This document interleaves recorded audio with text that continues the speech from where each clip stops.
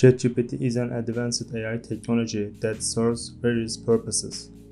Previously, we could only access it through our web browser, but now we can use it as a mobile app on both Android and iOS devices starting today. I will show you how to download ChatGPT to your phone. First, you need to go to the Play Store on Android or the App Store on iOS. Tap the search bar and type ChatGPT. As you can see, there are many fake applications similar to ChatGPT. We will download the one with the logo you see on the screen. As you can see, the app publisher is OpenAI, the company that owns ChatGPT. Tap on Install and the app will start downloading. Once the app is downloaded, open it.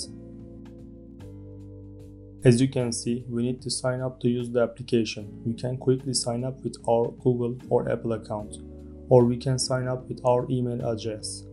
Since I already have an account, I am clicking on Login. We are redirected to ChatGPT login screen. First, we enter our email address and then our password. Great, the ChatGPT app is now open. We are greeted with a notification that mentions ChatGPT may not always be accurate and we should avoid sharing sensitive information. Click on Continue. And there we are. Now we can use the ChatGPT app. When we click on the hamburger icon in the top left corner, we can see our account, the chat section, and settings. From here, you can make adjustment to application.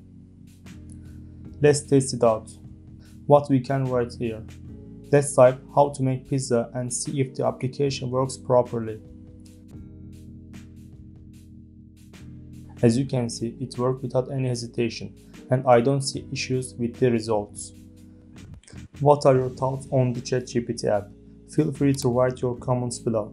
Take care and see you in the next video.